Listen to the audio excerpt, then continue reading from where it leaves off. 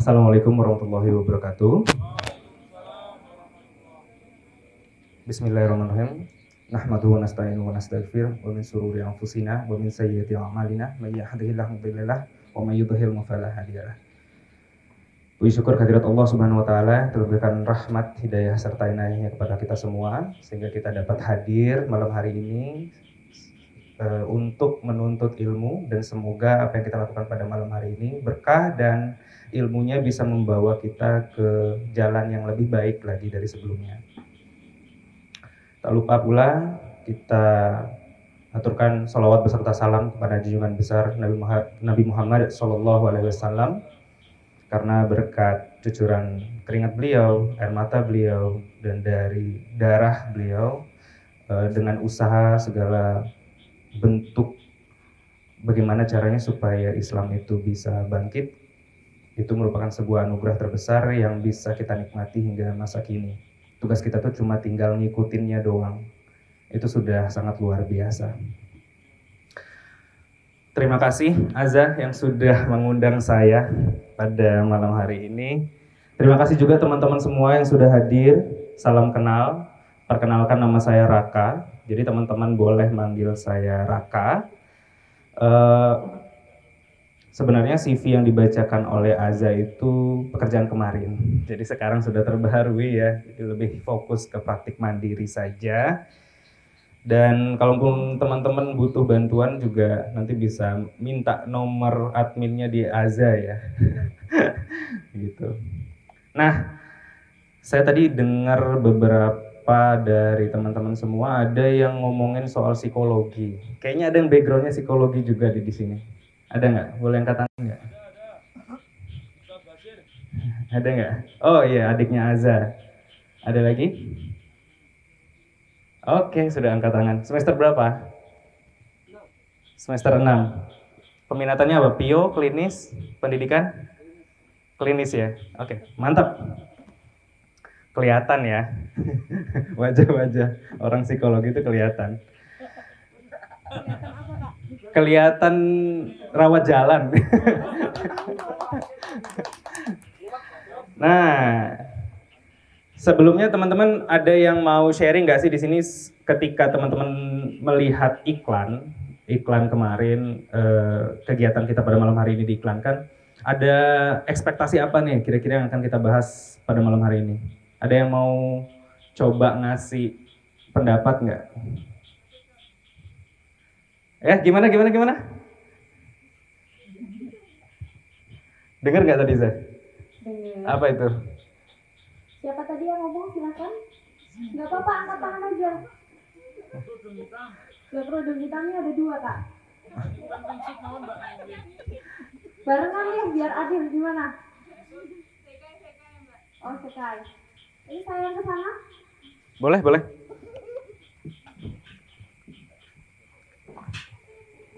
Nyampe nggak ya? Oh ya, nyampe dong. Panjang kok ini.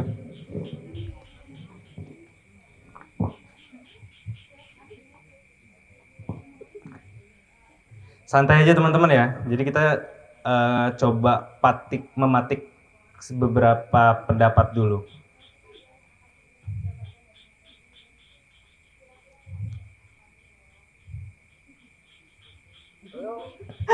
Jadi ajang tarik tambang ya jadinya ya, malah narik-narik gitu ya. Kayaknya adiknya Azza tadi sempat ngangkat tangan deh.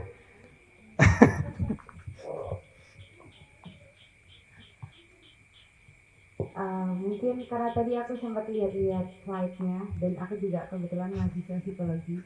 Jadi harapannya untuk teman-teman nantinya,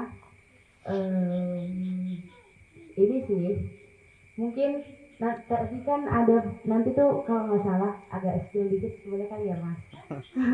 Udah bocor ya. Nanti kalau nggak salah ada kayak self diagnose. Harapannya sih teman-teman di sini karena mungkin sering terpapar dengan konten-konten self awareness dan lain sebagainya, harapannya tuh teman-teman tidak melakukan self diagnose. Oke. Good. Bagus. Keren. Oke, yang laki gimana? Ada nggak yang mau ngasih pendapat? Ada nggak? Ini colak-colek nih. Gimana? Ada? Ya anak psikolog tadi mas. Oh iya. Boleh deh. Boleh deh.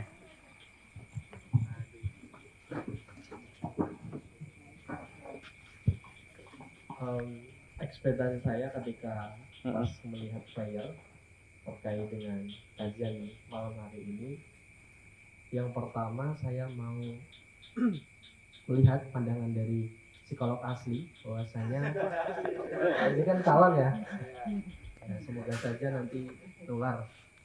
Amin, amin. Saya mau melihat bahwasanya sudut pandangnya dari Ustadz terkait generasi sekarang. Saya melihat banyak dari teman-teman saya dari Unisa, perempuan itu banyak sekarang itu yang nggak mau menikah, Ustadz. Ya karena mungkin banyak terpapar akan media sosial terkait dengan banyak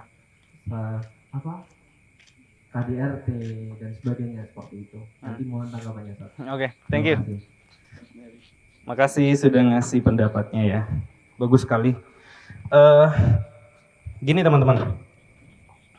Sebelum kita membahas lebih jauh dulu, ada baiknya kita coba untuk men-screening terlebih dahulu kira-kira dari yang ada di depan layar sana, dari kalian semua, ada nggak yang pernah ngerasain hal tersebut? Gitu. Yang cowok-cowok mungkin bisa ngisi di sini juga ya kalau misalnya nggak kelihatan ya. Boleh banget. Coba deh dicek di sana, kira-kira yang teman-teman sehari, mungkin sekitar 2 minggu ke belakang, ada nggak yang ngerasain seperti yang tertera di layar? Di sana itu ada overthinking, merasa hidup tidak bermakna, rasa ingin lari atau skip dari masa kini, atau ada juga yang ngerasa kayaknya mati itu lebih enak deh ketimbang menghadapi masalah masa kini gitu. Ada nggak yang akhir-akhir ini ngerasain yang sudah saya tampilkan di layar itu? Ada? Pernah ya? Sticky note-nya mana Zay? Oke. Nah, teman-teman ada bawa pulpen? Oke, sekarang gini. Saya kasih tugas sederhana ke teman-teman semua yang berkenan aja ya. Teman-teman boleh maju juga ya kalau misalnya mau lihat yang jelas di depan itu seperti apa. Bisa dilihat kira-kira dari topik yang saya berikan di depan mana yang relate atau kalian punya versi kalian sendiri yang sedang kalian alami baru-baru ini atau mungkin beberapa waktu yang lalu. Gitu. Nah, bisa dimulai dari sekarang ya. Oke, saya kasih waktu 2 menit. Ya, silahkan.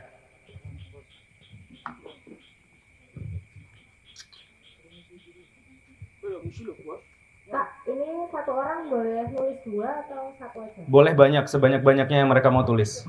Boleh.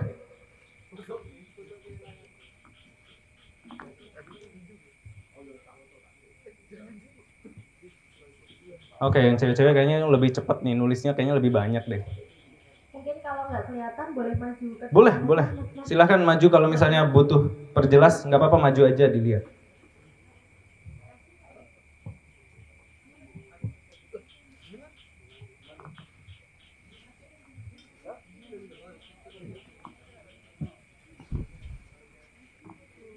Oke, 2 menit ya.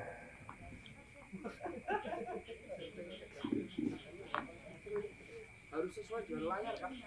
Boleh di luar juga. Kira-kira kalau ada yang cocok sama layar boleh banget. Nah, kalau sudah silakan langsung ditempel di tulisan yang relate sama kehidupan kalian baru-baru ini. Kalau mau, tapi kalau nggak mau nggak apa-apa. Jamaah bos.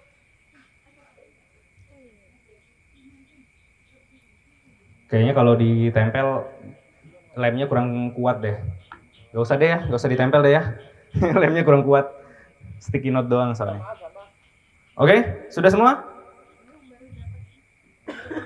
Oh ya. 1 menit lagi.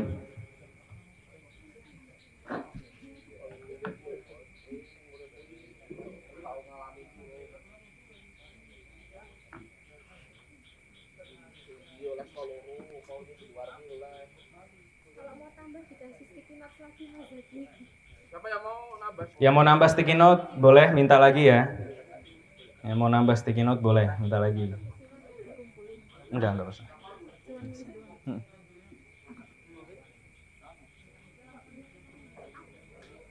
Hmm? Yang kamu kirim apa? Oh ya udah.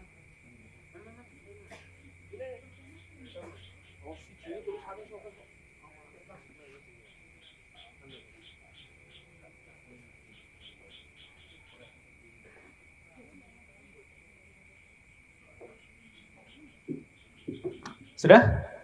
Sudah ya? Sudah semua? Ada yang belum? Ada yang belum?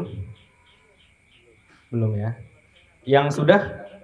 Yang sudah boleh angkat tangan? Yang sudah? Oke, good.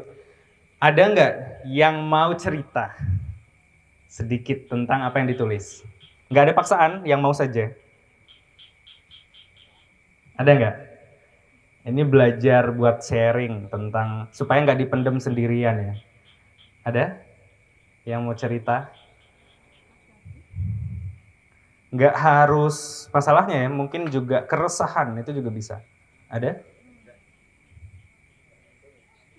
Oke?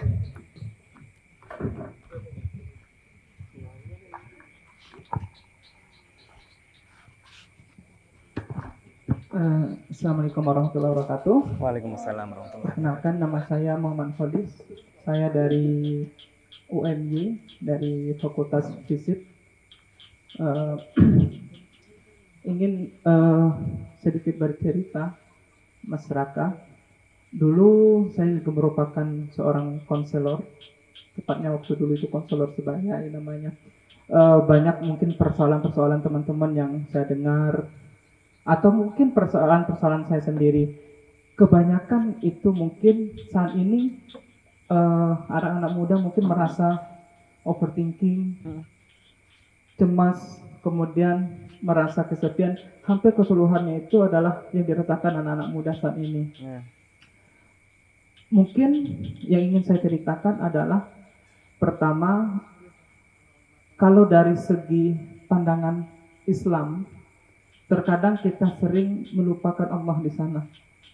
Karena bagi saya, diri kita terbatas, tetapi pikiran kita tak terbatas.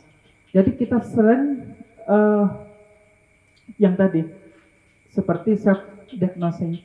Kita selalu memikirkan, misalkan, ketika kita sendiri, kita merasa, oh sepertinya teman-teman ini sepertinya saya ini nggak berguna, saya ini sepertinya seperti ini. Nah, itu bagi saya bahwa hal-hal seperti itu pertama diakibatkan kalau dari segi agama tadi Mas, mungkin kita kurang dekat dengan Allah. Tetapi pernah juga saya temukan kasus orang itu rajinnya pintar, kemudian sholatnya rajin, tetapi tetap merasakan overthinking, tetap merasakan kecemasan, tetap merasakan kesepian. Nah, itu mungkin bisa dijawab oleh Masnya, apa yang menyebabkan. Tetapi kalau saya melihat, terkadang kenapa kita tetap merasakan seperti itu, kita sholat, terkadang kita ngaji, tetapi kita tidak menghadirkan Tuhan juga di sana. Dan terakhir, sedikit sharing juga, dulu juga saya merasakan hal demikian, dan beberapa kali saya juga harus dapat bimbingan dari psikolog, dan alhamdulillah memang tidak dirujuk ke psikiater. Satu hal yang dapat saya ambil hikmahnya itu adalah kita harus bisa mengontrol diri kita. Apa yang bisa kita kendalikan, apa yang tidak bisa kita kendalikan, kita tidak dikendalikan. Mungkin itu saja sedikit juga pengalaman dan sharing sedikit dari saya, Mas. Okay. Assalamualaikum warahmatullahi wabarakatuh. Waalaikumsalam warahmatullahi wabarakatuh. Mas siapa tadi namanya? Kholis. Mas Kholis.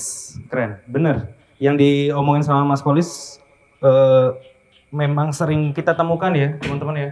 Kita sering banget ketemu, bahkan ada tadi juga sempat Mas Kholis bilang bahwa di beberapa kondisi dia terlihat rajin beribadah, akan tetapi masih ada keluhan-keluhan terkait dengan masalah-masalah kejiwaan, gitu ya.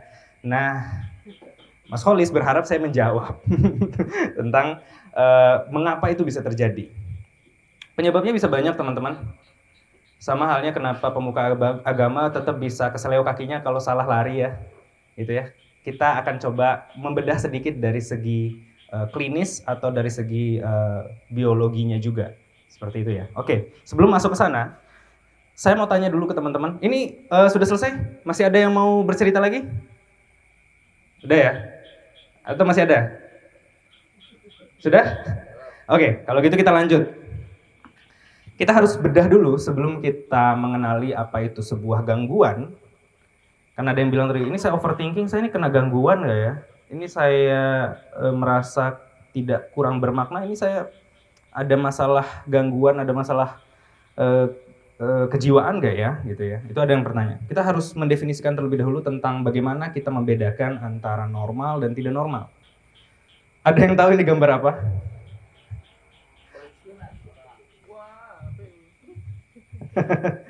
Menurut kalian, yang normal yang mana? Kanan, oke. Ada lagi? Sama-sama normal. Yang kacamata gimana? Normal semua. Betul, normal semua, tergantung dari mana sudut pandangnya. Untuk orang yang di sebelah kiri ya berarti ya. Untuk di tempat tinggal dia, normal tuh ya begini. Makin gede cincin yang dimasukkan ke dalam bibirnya, itu semakin normal, semakin cakep menurut budaya mereka. Gitu. Maka dalam melihat sebuah abnormalitasan, kita perlu lebih dalam mengkajinya supaya tidak salah paham. Gitu ya. Oke, lanjut Zah. Nah, kemudian mana yang normal? Oke. Ada yang tahu sebelah kanan itu suku dari mana?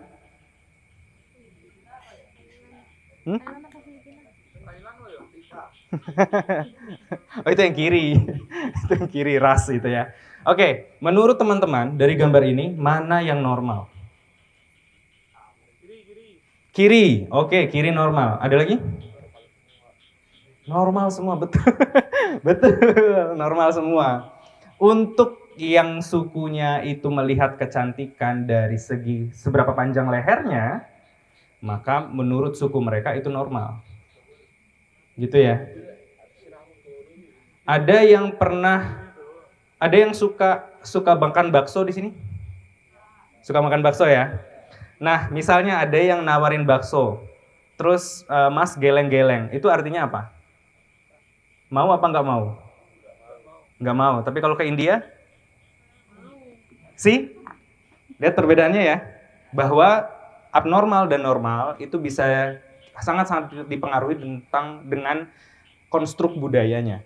Bagaimana masyarakat itu tumbuh, bagaimana masyarakatnya besar, bagaimana pendidikannya, bagaimana konsep kemasyarakatan di sana terbentuk. Gitu ya. Sampai sini sudah paham dulu ya? Ada yang mau bertanya dulu? Nggak ada ya? Lanjut, Zah. Nah, ada yang bisa deskripsikan gambar sebelah kanan itu apa yang sedang terjadi? Sunat, oke. Ada lagi? Ada yang punya pandangan berbeda? Oh bukan, itu kayaknya dia nangisnya ditindih misalnya. Ada? Imunisasi, oke. Ada lagi? Ya itu lagi disunat ya teman-teman ya. Nah, menurut kalian, orang yang disunat terus nangis itu normal nggak? Normal ya. Ada nggak di sini nggak nangis? Kayak minta tambah gitu misalnya. Ada nggak? Oke, nggak nangis. Tapi nggak minta tambah juga. Nanti ukurannya berbeda ya kalau ditambah ya. Nah, normal ya. Kalau nangis disunat normal ya. Oke, ada yang bisa jelaskan gambar di sebelah kiri itu apa? Betul, mumet. Stres, oke. Stres pas lagi ngapain itu? Nah, normal nggak? Normal, guys. Normal. Orang stres ketika ujian normal, nangis ketika disunat normal. Lanjut, Zah? Nah, sebentar. Ini dulu. Menurut teman-teman, dari semua yang kita sudah paparkan tadi, terus apa yang bisa disebut nggak normal? Ada nggak yang mau coba jawab? Menurut kita aneh. Oke, ada lagi? Kita tampung dulu. Menurut kita aneh, oke. Melampaui batas. Bagus. Menyimpang. Oke, keren. Ada lagi yang cewek-cewek kok diem-diem aja sih? Ayo dong. Kalian kan sering ngelihat mereka aneh kan? Ini ngapain sih cowok-cowok nih? Ayo, ada nggak? Oh, ciri-ciri aneh menurut yang bagian cewek adalah cowok gitu misalnya ya. Menyimpang, berlebihan, apa lagi tadi? Melampaui batas, ada lagi? Yang biasanya makan 3 kali sehari tapi dia makan 18 kali misalnya ya. Atau yang mandinya 2 kali sehari tapi biasanya dia jadi mandi 18 kali misalnya. Gitu ya maksudnya ya? Oke. Oke, lanjut dulu aja. Yang selanjutnya. Nah, untuk melihat apakah seseorang itu aneh atau tidak, itu sebenarnya ada pengukurannya teman-teman. Ada pengukurannya. Agak jelimet, cuma saya coba bantu jelaskan. Yang pertama itu adalah perilaku yang tidak biasa. Tadi ada yang jawab tadi yang aneh tadi tidak biasa, perilaku yang tidak biasa. Contohnya ada yang bisa ngasih tahu nggak contohnya perilaku yang tidak biasa? Cowok kak, cowok itu tidak biasa kelakuannya gitu ya. Ada nggak yang mau ngasih? Ayo. Maling, oke. Maling. Ada lagi?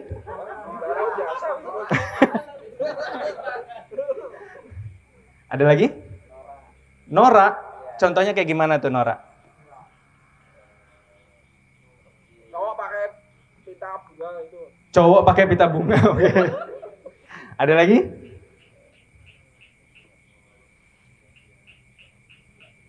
Yang cewek-cewek? Makan beling, masuk akal banget ya. Makan beling, betul. Nah, jadi teman-teman kalau perilaku yang tidak biasa itu tadi ya, kita bisa misalnya teman-teman lihat ada yang pakai ring di leher, cincin di leher sebagai bentuk kecantikan. Itu normal nggak? Sebenarnya itu normal menurut budaya mereka. Jadi yang tidak biasa di sini tentunya harus kita lihat yang bisa berlaku secara komprehensif alias keseluruhan. Jadi mau dia di Jogja, mau dia di Surabaya, dia akan tetap sama. Kita akan tetap dianggap tidak normal. Gitu ya. Contohnya adalah orang yang kalau misalnya masuk mall dia nangis-nangis ketakutan. Nah, contohnya gitu, perilaku yang tidak biasa. Gitu ya. Kemudian yang nomor 2 itu adalah deviasi sosial. Tadi kita harus mempertimbangkan tentang bagaimana setiap konstruk sosial itu berbeda. Kalau yang India geleng-geleng bilang iya, di Indonesia geleng-geleng bilang enggak. Gitu ya. Ada beberapa budaya yang kalau nunjuk itu harus pakai 5 jari gini. Ada yang kalau nunjuk ya pakai jempol. Gitu ya. Jadi beda-beda. Selagi kita paham bahwa perbedaan itu merupakan konstruk sosial dan tidak merugikan, itu tidak masalah. Gitu ya. Paham ya teman-teman ya? Yang ketiga, persepsi dan interpretasi keliru pada realitas. Contohnya apa? Udah ada di depan ya contohnya ya? Contohnya itu halusinasi dan delusi. Gitu. Jadi dia menginterpretasikan stimulus dari luar itu dengan cara yang salah. Misalnya ada yang mau minum kopi tapi dia bilang kopi ini rasanya kayak teh. Tapi setelah dicobain sama teman-temannya, enggak ini kopi kok. Nah itu ada interpretasi yang salah di sana. Atau ada yang bilang di dalam dadanya ada naga, jadi naganya keluar tiap bulan Ramadan misalnya. Nah itu, bagaimana dia mendefinisikan sesuatu yang aneh. Gimana? Ada singa. Ya, misalnya di dalam dirinya ada singa. Atau dia penakluk singa gitu ya, jadi dia bisa manggil 18 singa dalam semalam misalnya. Gitu ya. Paham sampai sini ya? Kemudian ada yang kita sebut dengan distress personal yang signifikan. Contohnya yang saking patah hatinya dia sampai nggak tidur seminggu misalnya. Aja itu tak. Oh ya. Apalagi nih yang dilakuin Azza selain itu? Kayaknya banyak ya yang lainnya ya. Marah-marah. Marah-marah padahal nggak harusnya marah-marah gitu maksudnya ya. Itu normal nggak itu tak? Nah itu kita lihat nanti ya. Ada lagi yang mau kasih contoh, teman-teman? Oke, sorry saya salah interpretasi tadi, kirain ngangkat tangan, ternyata benerin rambut. Nah itu normal ya, yang itu ya, salah menginterpretasikan itu ya. Nah kemudian perilaku maladaptif namanya. Perilaku maladaptif itu contohnya gimana? Ada yang bisa kasih contoh? Setiap stres dia ngerokok atau minum alkohol. Kenapa disebut maladaptif? Karena pertanyaannya itu kita akan berikan kembali. Kalau dia minum alkohol, apakah menjadi lebih baik masalahnya atau tidak? Kalau tidak, maka perilaku itu adalah perilaku maladaptif. Gitu.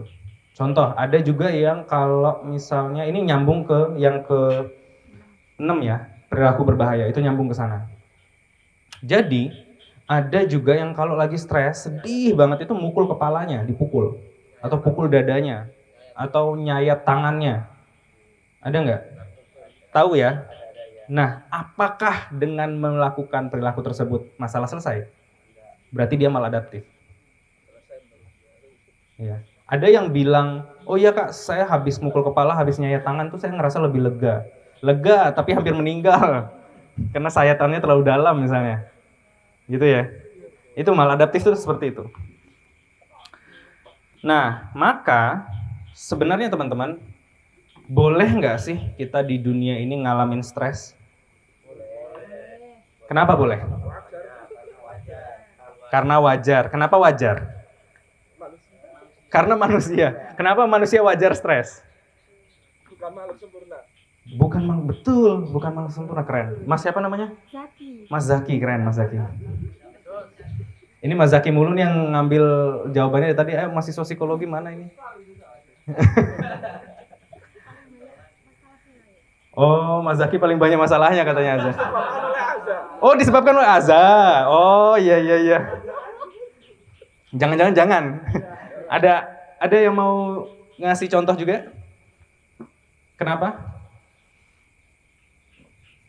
Menurut kalian aja nggak apa-apa. Bisa juga benar. Kalau salah nanti kita benerin. Oke. Kodratnya manusia keren. Benar. Ada lagi yang bisa ngasih kebenaran lagi? Gimana? Jilbab pink kayaknya angkat tangan deh. Ada? Gimana ya? Yang pakai topi ngangguk-ngangguk berarti dia tahu nih ada apa nih. Oke. Semua jawabannya benar. Gitu ya. Stres dan emosi negatif itu sebenarnya ada fungsinya. Kalau teman-teman lihat sejarah kenapa manusia itu tetap bisa bertahan hidup sampai sekarang, selain karena perang ya.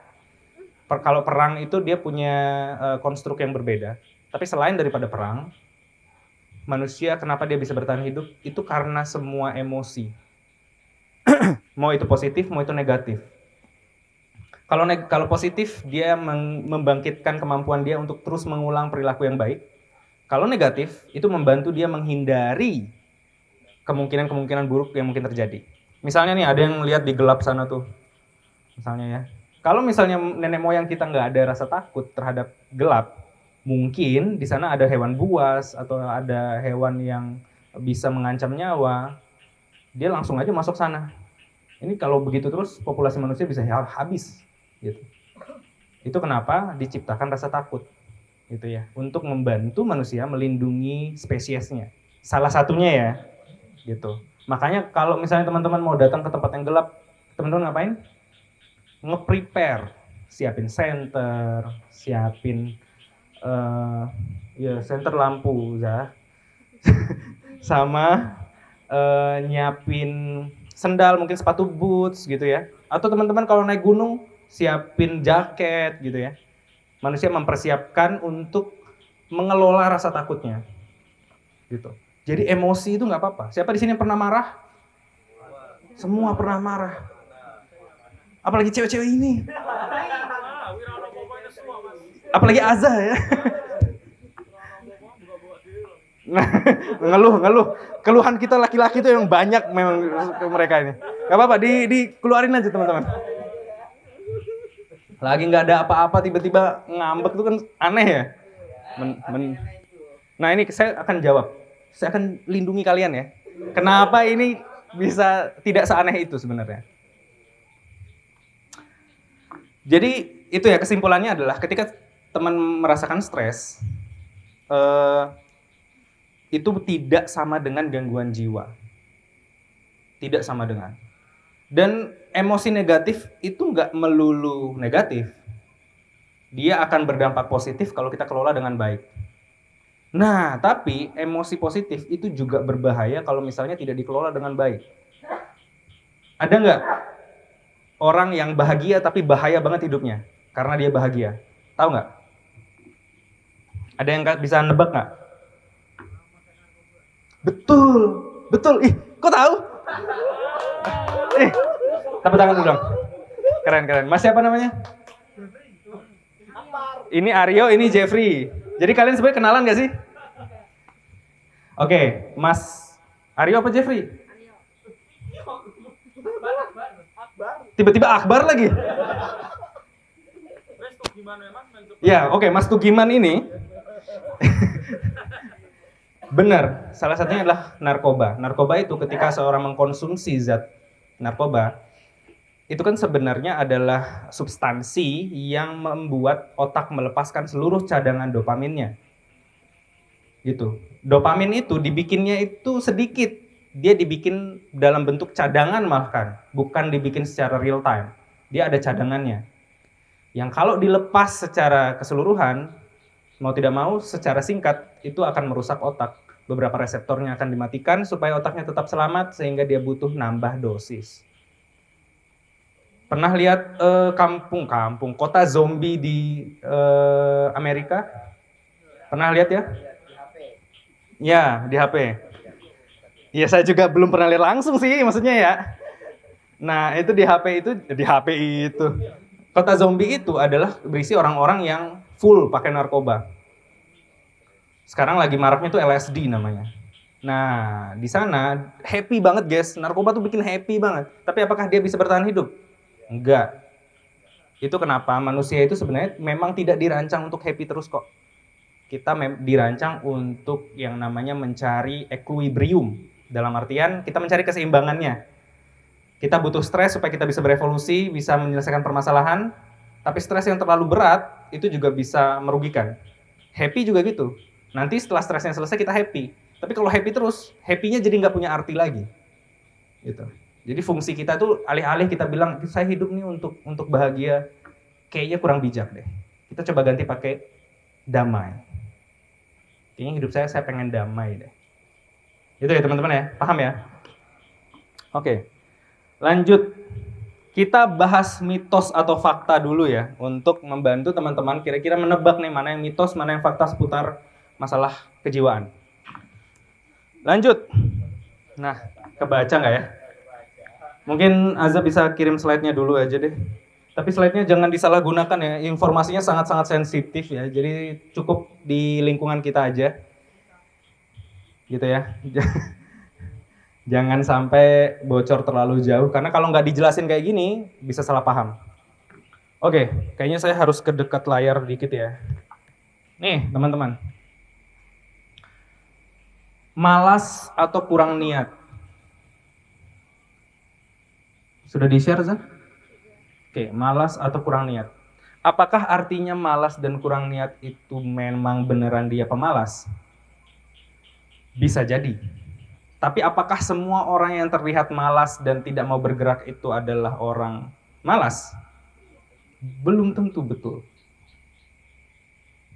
Contohnya apa? Orang yang sering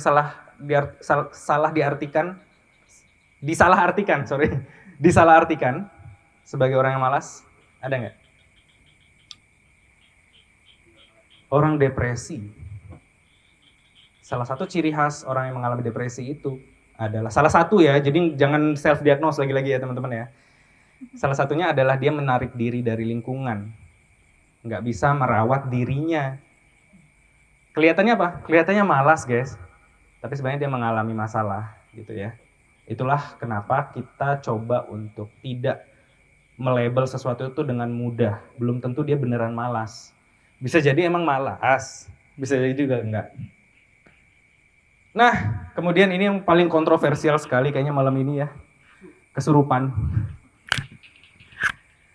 Ada yang percaya bahwa kesurupan itu disebabkan oleh jin? Sama, saya juga percaya kok guys. Saya juga percaya kok. Akan tetapi, ada beberapa gejala klinis yang belum tentu itu adalah murni kesurupan. Boleh nggak diruqyah? Silahkan diruqyah. Tapi apakah berhenti sampai di sana? Enggak, kita harus memikirkan opsi lain yang kira-kira mungkin gejalanya mirip. Ada sebuah kasus di mana salah seorang dokter bedah otak, dia itu sekarang berpraktek di Jakarta. Datang seorang pasien yang mengeluhkan gejala seperti persis kayak orang kesurupan. Teriak-teriak, tidak terkendali badannya, kejang gitu ya. Keluarganya sudah coba untuk ruqyah berkali-kali dan tidak selesai-selesai. Kemudian dilakukan pemeriksaan mendalam dan ditemukan tumor di otaknya, sehingga gejalanya itu ternyata gejala yang mirip seperti epilepsi. Karena ada tumor yang menekan beberapa area saraf di otaknya. Sehingga dia sering kambuh tuh untuk kejang-kejangnya. Nah, nanti setelah di operasi, diangkat tumornya, kondisinya membaik. Gitu. Ada beberapa opsi bahwa memang sebaiknya kita bawa untuk di ruqyah misalnya. Cuma akan lebih baik jika pengobatannya itu komprehensif. Tidak hanya dari segi agamanya juga, tapi dari segi klinisnya juga dicoba untuk dicek juga. Gitu ya teman-teman ya. Gitu. Jadi kita coba melihatnya dari berbagai perspektif. Ustadz juga kalau misalnya ditabrak mobil kakinya patah juga dibawa ke dokter ortopedi kan. Gitu ya. Jadi kita butuh pendekatan multidisiplin. Gitu ya. Kan Islam tidak menolak ilmu pengetahuan ya. Gitu ya. Oke, lanjut. Anak-anak dianggap tidak bisa mengalami gangguan jiwa. Pada dasarnya, gejala itu sering muncul bahkan sebelum di usia 14 tahun. Ada yang tahu ADHD? Nah, itu kan kasusnya anak dia. Ya, ADHD. Itu kasusnya anak itu. Bisa anak. Gitu ya teman-teman ya. Oke, lanjut. Introvert sama dengan antisosial. Ada yang percaya? Menurut kalian introvert itu apa sih? Coba, aku penasaran deh. Ada nggak? Menutup diri. Oke, ada lagi? Menutup diri. Susah bersosialisasi. Oke, ada lagi? Suka di rumah. Oke, ada lagi? Wih.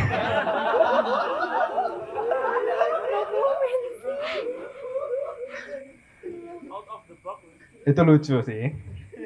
Itu lucu sih. Oke, ada lagi? Dari akhwatnya kayaknya nggak ada ini ya. Ah, bisu.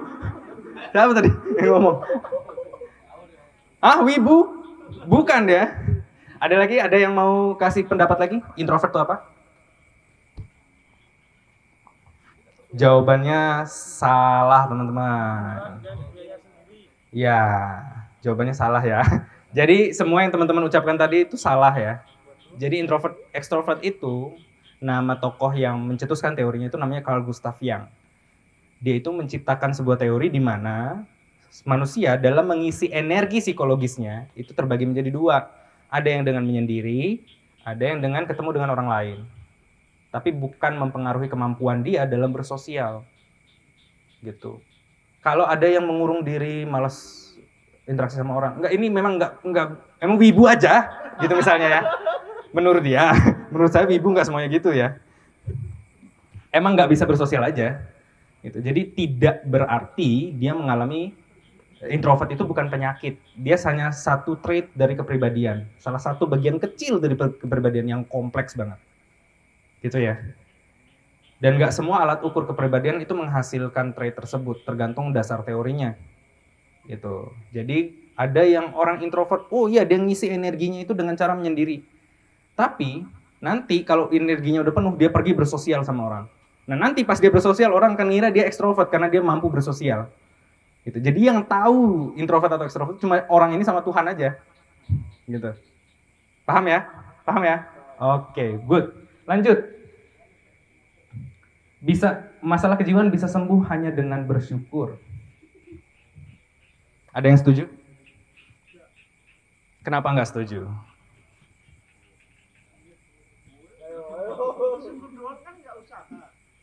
Oke. Jadinya ya tetap bisa dia stuck gitu. Oke, karena dia nggak berusaha, dia akhirnya stuck di situ aja ya. Oke. Kalian bertiga, Habis ya? Sisa segini doang. Ada yang mau kasih pendapat? Boleh. Betul.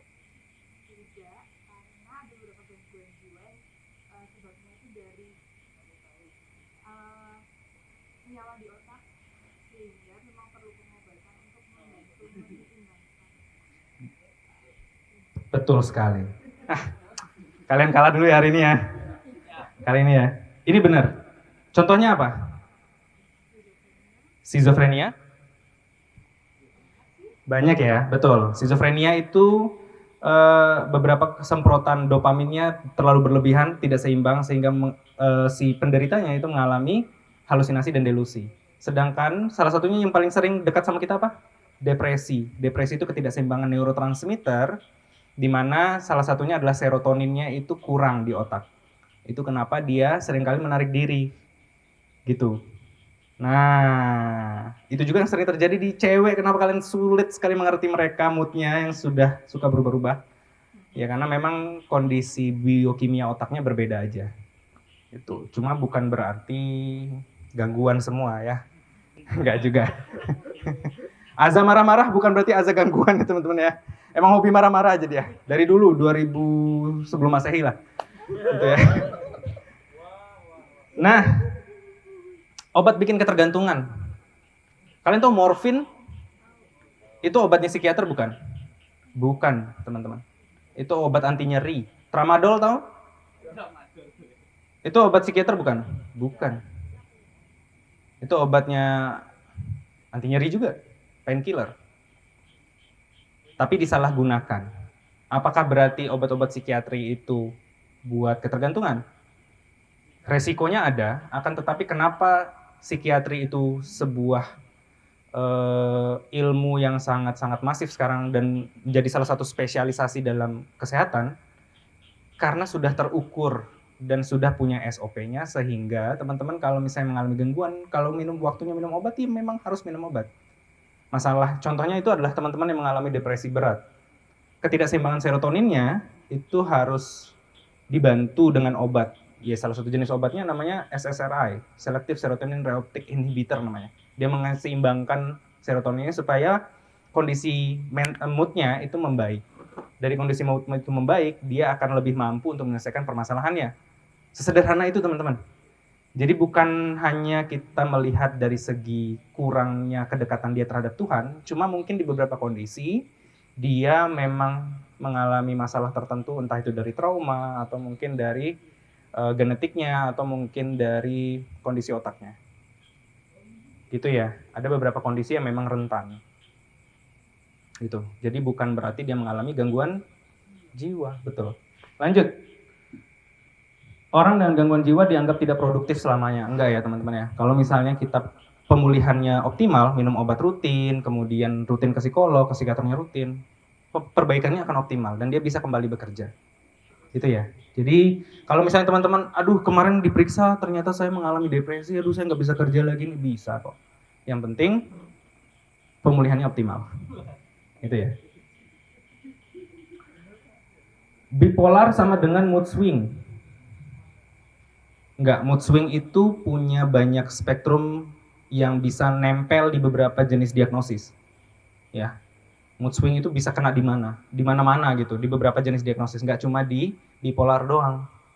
Gitu ya. Itu kenapa teman-teman kalau ngalamin mood swing bukan berarti bipolar. Gitu ya. Paham di sini ya? Oke, lanjut. Nah, ini yang paling penting nih. Di sini ada yang pernah punya kepikiran gitu pengen mengakhiri hidup? Iya, nauzubillah memang. Ada tapi orangnya nggak datang. Kasihan banget ya. Wawan. Ada teman-teman di sini ada mungkin yang pernah punya pikiran, aduh kayaknya mengakhiri hidup lebih enak deh gitu. Pernah ya? Kenapa akhirnya nggak jadi? Karena ibadah. Good. Tepuk tangan dulu dong. Keren. Iya, agama memang bisa sangat-sangat membantu teman-teman. Pendekatan agama itu juga cukup signifikan ya. Ada beberapa orang yang tidak jadi bunuh diri karena menganggap, aduh ini juga habis ini ke neraka guys, bunuh diri, ngapain gue bunuh ya gitu. Kayaknya nggak jadi gitu. Ada juga. Cuma di beberapa kondisi mungkin gejalanya terlalu berat, ya itu sudah butuh profesional ya teman-teman ya. Dan nggak apa-apa nanyain ke temen kalau misalnya dia sudah mulai kelihatan indikasi-indikasi ke sana. Nanyain bukan berarti ngasih ide. Tanpa kalian nanyain, dia udah punya idenya. Jadi kita tinggal ngasih tahu bahwa ide itu bisa dikelola. Tidak perlu diikuti. Gitu ya teman-teman ya. Nah, teman-teman di sini siapa yang percaya kalau ke psikolog berarti gila? Lanjut slide-nya aja. Ada? Yang ngerasa kalau ke psikolog berarti udah gila? Ada yang takut deh ke psikolog? Ada yang takut?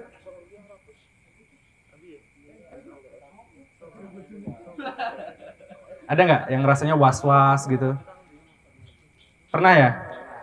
Kenapa? Karena ngerasa kalau ke psikolog tuh berarti kita udah gila gitu ya?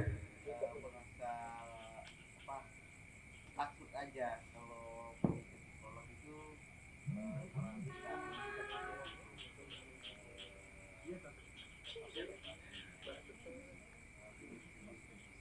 Pengennya pulih sendiri. Oke. Tapi percaya nggak teman-teman bahwa di beberapa populasi orang, trauma itu bisa selesai dengan sendirinya. Asalkan, ini semua manusia itu pasti mengalami trauma ya, semua, pasti. Tapi di beberapa populasi itu bisa sembuh dengan sendirinya, bisa pulih dengan sendirinya, asalkan dia berada di lingkungan yang aman. Kalian bayangin deh, ada sebuah kelompok pengajian yang isinya ngejudge terus. "Oh, kamu nih celananya nggak cingkrang, jauh dari Tuhan, pakai topi, kayak copet misalnya." Ada, misalnya dikatain kayak gitu. Apakah kalau kalian dikatain seperti itu terus menerus, walaupun di kelompok pengajian, apakah nyaman gitu? ada orang yang nyaman gitu Mas. Ngata-ngatainnya? Enggak, orang yang dikatain ada orang yang nyaman gitu. Nyaman, dikata-katain nyaman gitu ya? Ya berarti dia tidak stres dari sana gitu ya? Karena ada orang juga yang memang bodo amat. Bagus, bagus. Ada yang bodo amat, ada yang tidak gitu ya. Nah, tapi kalau misalnya kita berada di lingkungan yang aman, pelan-pelan trauma itu bisa diperbaharui memorinya sehingga emosinya tidak lagi join. Emosi negatifnya nggak jadi ikut di memori tersebut. Gitu ya. Paham sampai sini ya? Itu. Nah, kapan sih harus ke psikolog, teman-teman? Ada yang bisa kasih gambaran menurut kalian dulu deh. Kapan harus ke psikolog? Kapan? Tunggu lari nggak pakai baju di sawah gitu ya? Atau makan kerang nggak dimasak itu atau gimana? Makan kulit buaya misalnya? Atau apa? Kapan harus ke psikolog? Ada yang mau jawab? Oke. Kalau saya pengalaman pribadi ya, ketika rasa emosional yang tinggi, jadi ketika ada emosi sudah tidak bisa terkontrol lagi, saya seperti hal ini dari baru terjadi. Oh, berarti kemarin ada ke psikolog. Keren. Tepuk tangan dulu dong untuk teman kita. Ini semenjak saya bercandain topinya kayak copet, dia lepas topi guys. Saya minta maaf ya. Bercanda, contoh-contoh gitu ya. Oke. Ada lagi? Tapi keren. Punya kesadaran ke psikolog tuh bagus banget. Ada lagi? Atau ada yang nanya, psikolog pernah ke psikolog nggak ya? Butuh teman-teman. Dokter bedah mulut juga kalau mulutnya perlu dibedah dia ke dokter bedah lain. Dokter kandungan mau lahiran juga ke dokter kandungan lain gitu. Atau misalnya dokter ortopedi, kalau misalnya dia ketabrak terus mau lurusin lagi kakinya ya dia harus ke dokter ortopedi lain. Psikiater itu kalau misalnya butuh obat psikiatri dia harus minta supervisi dari psikiater lain. Tidak boleh ngeresepin sendiri. Paham ya maksudnya? Jadi bisa. Jadi teman-teman kalau misalnya butuh bantuan ke psikolog nggak apa-apa, ke psikolog aja. Nah buat yang nanya kapan sih saya harus ke psikolog itu? Ini. Jadi manusia itu terdiri dari 3 aspek dasar yang bisa diobservasi secara mudah. Yang pertama itulah pikiran, kedua perasaan, ketiga itu perilaku. Pikiran. Contohnya. Contoh pikiran apa? Contoh pikiran. Banyak tekanan. Kasihan banget ya, langsung negatif gitu ya. Contoh pikiran apa lagi? Oke, banyak tekanan. Oke, ada lagi? Bimbang menentukan pilihan. Gimana? Bimbang menentukan pilihan. Good. Ada lagi? Pikiran. Takut sama masa depan. Oke. Ya, benar teman-teman. Jadi pikiran itu, contohnya itu kayak, coba ya, ini dengarkan saya baik-baik ya. Jangan pikirkan beruang putih. Kepikiran kan? Muncul beruang putih kan? Itu pikiran. Sekarang perasaan. Ada yang tahu perasaan bentuknya apa aja? Senang, sedih, kasihan, marah, ada lagi? Hah? Bingung, ada lagi? Galau, Azani dari tadi marah-marah, galau. Ada lagi? Hah? Malu, ada lagi? Kecewa katanya. Kecewa, oke. Emosi perasaan yang positif? Cinta, ada lagi? Damai, ada lagi? Happy, sayang, good, betul. Nah itu perasaan ya, itu perasaan. Sekarang udah bisa bedain ya, pikiran perasaan. Perilaku contohnya. Mengumpat. Bagus, ada lagi? Lebih ngejat si wibu tadi dia ini. Freak, ada lagi? Perilaku, menarik diri itu benar. Ada yang positif apa? Mengaji itu perilaku tuh. Gitu ya. Paham ya? Pergi ke psikolog, aduh, makasih banget. Gitu ya. Nah, dari pikiran, perasaan, dan perilaku ini sebenarnya normal-normal aja. Kita tadi udah bedain ya, mana normal dan tidak normal ya. Kapan sih harus ke psikolog? Kalau dari 3 aspek tadi, pikiran, perasaan, perilaku, itu diukur kembali dengan 3 aspek. Latensi, frekuensi, durasi. Latensi, itu seberapa dekat respon itu muncul dari stimulusnya. Contohnya, ada yang masuk mall langsung nangis sampai hampir pingsan. Itu latensi, cepat banget. Dari ada stimulus sampai muncul respon, itu latensi. Kemudian, frekuensi. Dia setiap kali dengar lagunya Bernadia, dia langsung nangis misalnya. Atau dengar lagunya Bilal Indrajaya, dia langsung pengen gantung gitu misalnya. Keseringan melakukan itu, muncul itu dari 3 aspek tadi, berarti dari something wrong. Ada yang salah dari sana. Gitu ya. Kemudian durasi. Ada yang dengar kabar kucingnya keseleo, dia nangis 18 jam. Durasi. Paham ya sampai sini ya? Nah, setelah diukur dari 3 tadi, kalau misalnya dia tinggi grafiknya, berarti ada yang salah dan perlu datang ke profesional, betul, ke psikolog maupun ke psikiater. Sama kayak jari kita nih, misalnya jempolnya nih, sakit banget, udah sering banget sakitnya. Terus setiap kali kesentuh langsung sakit, setiap kesentuh langsung sakit. Sakitnya itu bisa berhari-hari misalnya, itu diukur dari 3 tadi. Berarti kalian harus pergi ke dokter kan? Itu sama, perasaan juga gitu, pikiran gitu, perilaku juga gitu. Ada yang suka lari keliling sawah nggak pakai baju misalnya. Sering banget. Sekali aja udah aneh, sering banget. Berarti kan ada yang perlu ditinjau. Paham ya? Nah, kalau teman-teman sudah nggak tidur 8 hari, atau tidurnya sudah beberapa minggu ini cuma sejam, 2 jam aja sehari, kopinya bisa 18 gelas sehari misalnya, berarti ada yang perlu diperbaiki di sana. Gitu ya, paham ya? Jadi ini bisa diobservasi secara mandiri. Lanjut Zah. Nah, ini kenapa saya bilang hati-hati terhadap self-diagnose. Sejak tahun 2013 ada pembaharuan dari kitab sucinya orang psikologi ya, namanya itu DSM. Dari itu salah satu kitab suci untuk melihat gangguan. Itu teknik ini sudah ada pendekatan lain yang tidak perlu teknik ini. Cuma pada dasarnya kita harus menekankan bahwa ini seberapa riskannya dalam menegakkan diagnosis itu. Ada yang kita sebut dengan diagnosis multiaksial. Multiaksial. Jadi ada 5 pilar di mana tiap 5 tersebut itu dibikin supaya tidak terjadi kesalahan dalam penegakan diagnosis. Contohnya dari gejala secara umumnya nih, misalnya dia ada aksis 1-nya, dia ada masalah di moodnya misalnya.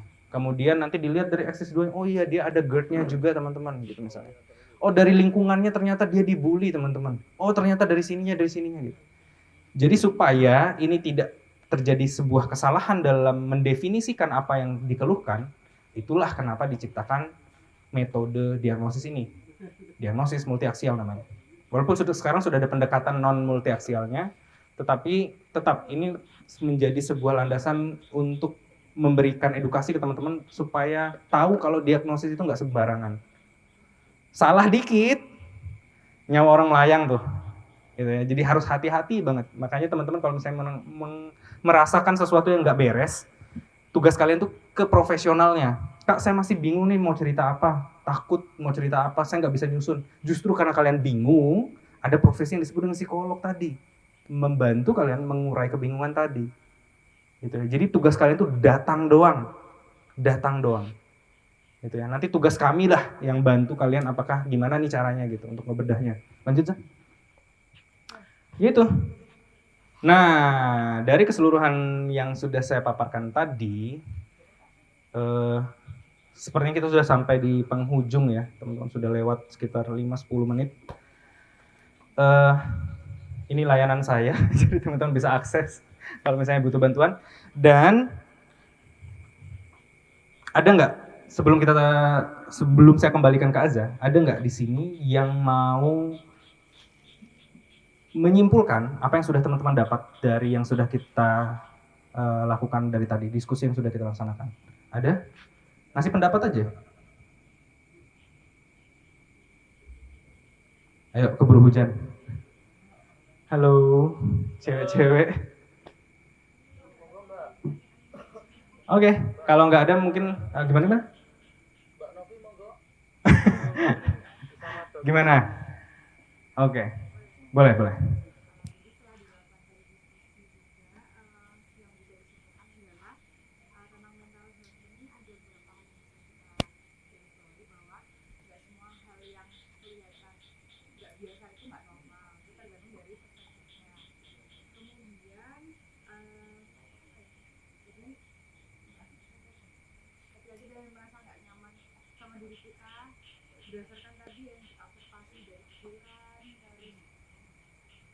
Perasaan.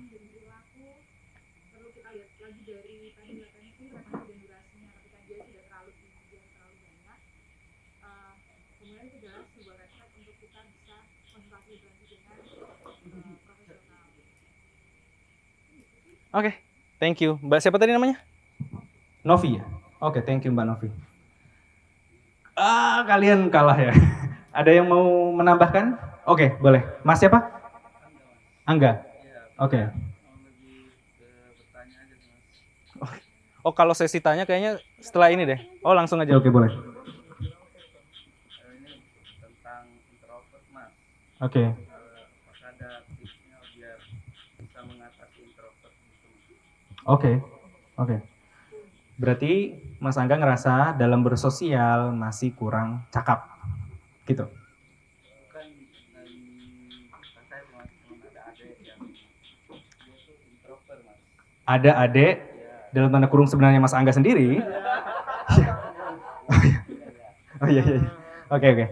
Yang merasa sulit dalam bersosialisasi. Oke. Kalau tipsnya adalah teman-teman join MLM. Nggak usah berminat untuk berinvestasinya, tapi mereka tuh sering banget ngadain yang namanya latihan public speaking. Gitu. Jadi bisa join MLM sebenarnya. Akan tetapi, akan lebih baik untuk kita bedah dulu. Takutnya itu karena apa? Apakah dulu pernah dibully? Apakah kurang distimulasi ketika masih kecil sama orang tuanya? Apakah sering diganggu sama kakaknya? Apakah dia ada insecurity terhadap bentuk wajah, bentuk tubuh, atau dalam kemampuan berbahasanya atau apa? Gitu. Nanti setelah kita ketemu, kira-kira ini missing link-nya apa? Di sanalah yang kita isi. Gitu. Kalau misalnya dia kemampuannya dalam bersosial dirasa, aduh public speaking saya jelek, oke latihan public speaking. Aduh kok saya ngerasa wajah saya kurang baik, oke kita coba lihat yang lain, apakah beneran jelek atau sebenarnya ganteng, misalnya kayak gitu. Itu ya. Paham? Perlu saya luruskan lagi ya, introvert bukan gangguan. Introvert adalah salah satu trait dari kepribadian tentang cara mengisi energi.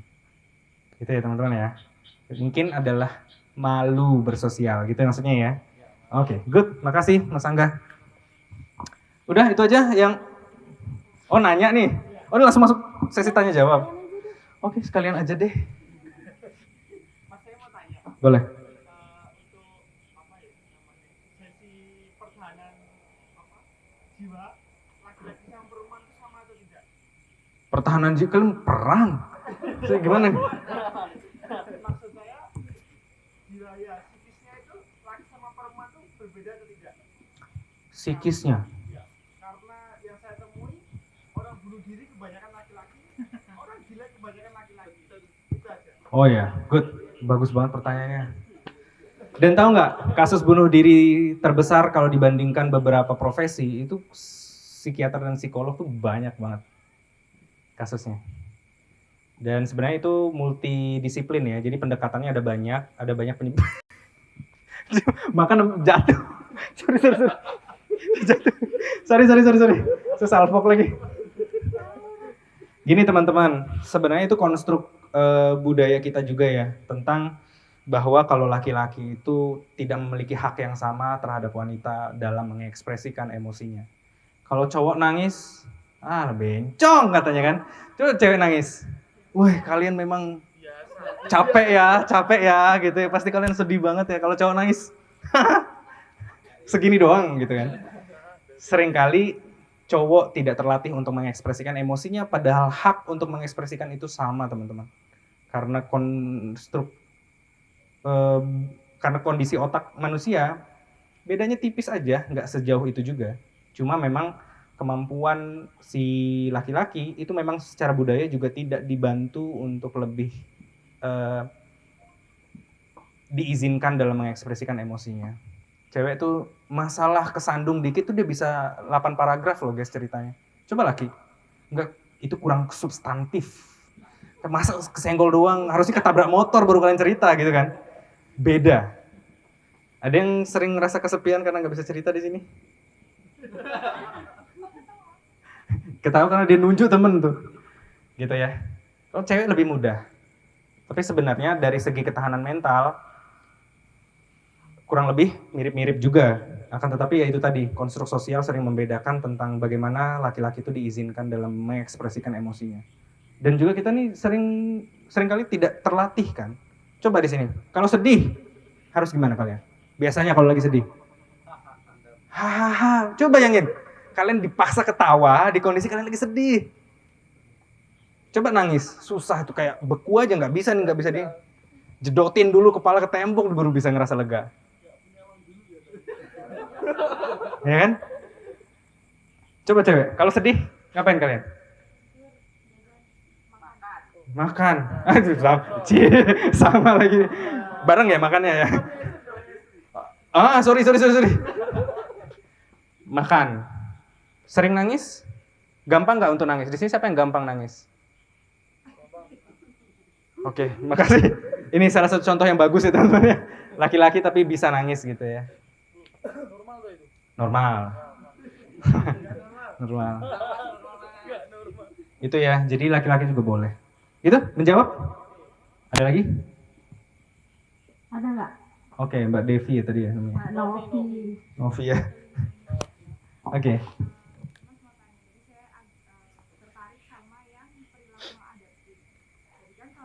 Coba aja, maladaptif. Oh, kalau sedih atau lagi patah hati, mabuk, kayak gitu ya? Iya. Itu kan Iya. konteksnya negatif. Apakah, misalkan nih, sekarang kan lagi rame dokter Tirta, patah hati olahraga, patah hati lari. Apakah itu juga termasuk dalam perilaku maladaptif? Terus sejauh apa sih kita itu bisa, kan ada ini beberapa orang yang cara menghadapi permasalahan itu dengan diselamurkan dulu baru diselesaikan. Sejauh apa sih kita tuh boleh menyelamurkan permasalahan itu? Ih, bagus banget pertanyaannya. Bagus banget. Jadi, kalau misalnya orang itu sedang mengalami stres, terus dia itu kayak dokter Tirta olahraga, sejauh mana itu dianggap sebagai perilaku yang maladaptif atau adaptif ya? Gitu. Ada yang pernah dengar kata coping di sini? Coping itu adalah metode, ini sederhananya ya, metode manusia dalam menghadapi stres. Ada yang makan tadi kalau lagi stres? Itu coping makan itu. Ada yang olahraga? Kalau lagi stres? Ya, good. Itu coping namanya. Ada yang latihan balet kalau lagi stres? Itu coping juga. Ada yang baca buku kalau lagi stres? Itu coping. Ada yang tidur? Itu coping. Apa coping yang paling efektif, yang paling benar? Nggak ada, teman-teman sayangnya. Coping yang terbaik adalah coping yang kaya.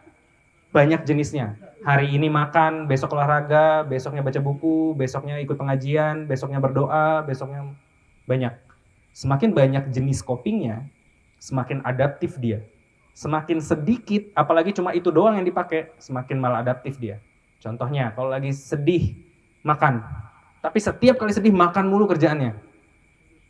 Nggak ada olahraganya, nggak diimbangi sama yang lain, nggak belajar dari kesalahan. Makan terus misalnya. Apakah itu adaptif? Enggak. Padahal copingnya itu udah bener, makan tuh bener kok, boleh kok dipakai.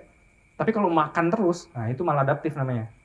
Jadi adaptifnya itu adalah yang kaya, coping yang banyak. Apakah olahraga mempengaruhi kondisi kesehatan mental? Ada yang tahu jawabannya? Pengaruh nggak olahraga? Kan itu fisik ya, ngaruh nggak? Oke, mantap. Kamu yang diomongin sama si kacamata tadi ya? Oh bukan ya? Oke, lanjut teman-teman. Bener banget. Yang kamu maksudnya. Jadi olahraga itu sangat ngaruh. Pilar kesehatan mental itu ada apa sih ya? Ada 4 teman-teman. Ada 4 nggak ya? Yang pertama itu adalah apa? Istirahat.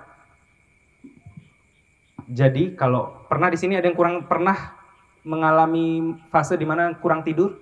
Ada? Moodnya gimana? Marah. Kamu kurang tidur mulu, Zah? Marah-marah mulu. Ada? Moodnya nggak enak kan? Iya. Istirahat itu pilar. Jadi dia nggak bisa digantiin dalam kesehatan mental. Istirahat. Yang kedua apa? Kebiasaan. Oke, kita masukkan itu dalam. Oke, kita masuk sana aja ya langsung ya. Kebiasaan. Itu masuknya ke stay connected. Jadi bagaimana cara kita berhubungan dengan sosial. Kamu main sama orang yang sering menghakimi kamu, sering ngejek-ngejek kamu, sering ngehina kamu, sama kamu bermain sama orang yang baik, yang bisa ngajak kamu olahraga, yang bisa ngajak kamu perbaiki diri. Koneksinya beda kan? Nah, stay connected yang dimaksud di sini adalah bagaimana kita membentuk koneksi dengan lingkungan yang baik. Stay connected, itu yang kedua. Bagus. Ketiga, ada yang bisa tebak? Makan. Kebutuhan mikronutrien, mikro dan makronutrien. Contohnya apa? Contohnya adalah orang di beberapa kondisi ya, ini nggak semua kondisi, ini contoh aja, yang mengalami depresi itu adalah kondisi di mana dia kekurangan serotonin di otaknya. Serotonin itu nggak bisa diinjeksi teman-teman, jadi cuma diproduksi oleh tubuh. Jadinya obat-obatan itu membantu supaya tubuh dia itu bisa meningkatkan kualitas produksi serotoninnya itu bisa berada terusan di otak gitu, tidak cepat-cepat dikeluarkan. Nah, serotonin itu dibentuknya dari mana? Dari triptofan. Triptofan itu dapatnya dari mana? Dari asam amino. Asam amino dapatnya dari mana? Salah satunya dari protein. Jadi kalau dia kekurangan mikronutrien, kekurangan gizi, bisa dipastikan kondisi mentalnya juga memburuk. Dari mana dapat zat untuk bangun serotoninnya kalau misalnya dia nggak makan? Paham ya? Gitu.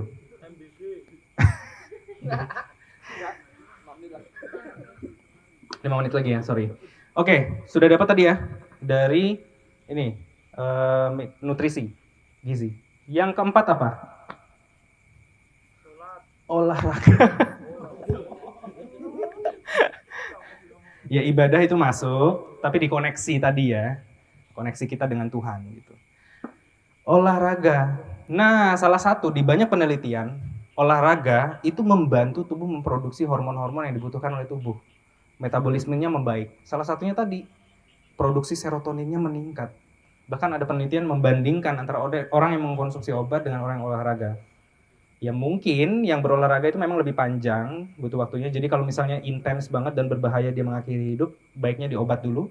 Tapi kalau misalnya dia masih punya waktu yang panjang, kondisinya belum terlalu parah, pakai olahraga, itu bisa membantu. Paham ya? 4 pilar dasar ya. Sebenarnya kalau spektrumnya akan luas, tapi dasarnya itu. Gitu. Paham ya, Mbak? Siapa tadi? Novi. Itu? Oke, thank you. Gimana, Zah? Sudah ya? Oh ya. Oke, terima kasih teman-teman. Selesai ya? Ini sudah ya? Tinggal 5 menit ya? Oke. Oke deh teman-teman, terima kasih yang sudah bertanya. Aku kembalikan ke Azza.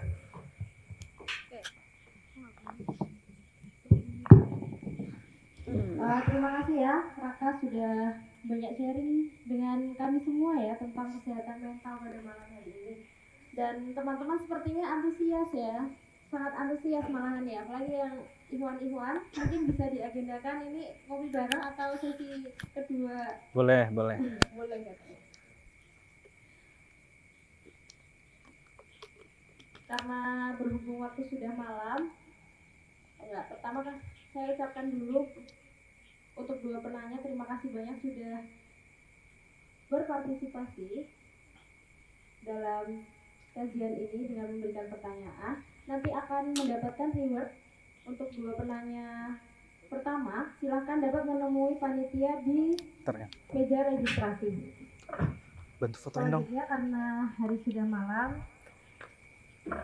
lebih baik kita akhiri karena ini sudah mau mulai juga. Terima kasih banyak atas partisipasi dan antusiasnya teman-teman pada malam hari ini. Terima kasih juga Kak Raka sudah berbagi dengan kami. Makasih. Dari saya selaku moderator, mohon maaf apabila banyak salah dalam memandu jalannya diskusi dan sharing kita pada malam hari ini. Terima kasih. Saya tutup. Assalamualaikum warahmatullahi wabarakatuh. Waalaikumsalam warahmatullahi wabarakatuh.